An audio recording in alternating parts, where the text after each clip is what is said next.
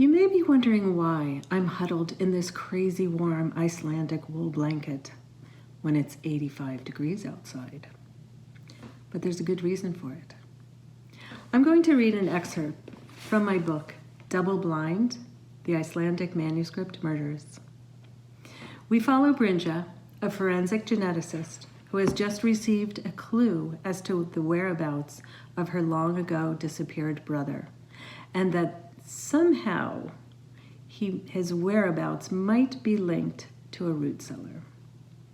So we'll pick up where she finds this root cellar.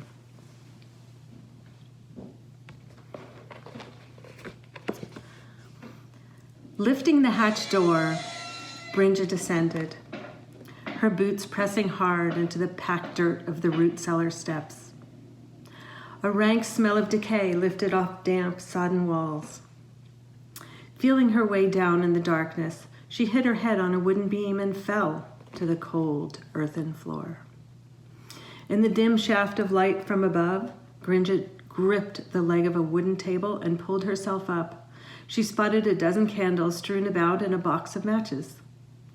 Candlelight cascaded along shelves lined with glass jars, apothecary jars, wavy sea green canisters stuffed with herbs and berries. Willow, limegrass, monkshood. Monkshood? What was monkshood doing here? The aconite in its roots could kill.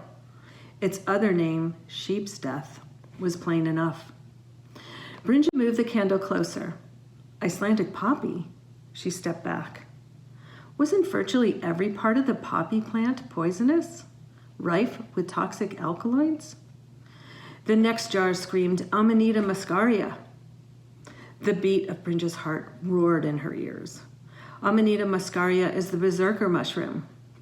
Long ago, these mushrooms fueled the berserk trans-like fury of Viking warriors who bit their shields and gnawed at their skin before launching into battle.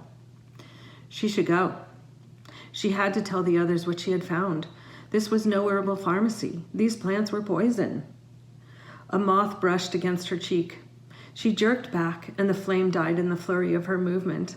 What were these toxic plants doing down here? Were they connected to her young brother's disappearance so long ago? And now to the recent spate of killings? Brynja stumbled up the steps. She gasped for a breath of clean, fresh air, but the coal-black mountains pressed down upon her chest. She should run. But no. She had to get back down those steps and search for the one thing she hoped would not be there, her brother's remains. Brynja looked about, the wind howling in her ears.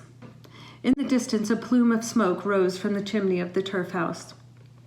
What she had discovered was far bigger than anything she could have expected, too big for her to manage alone.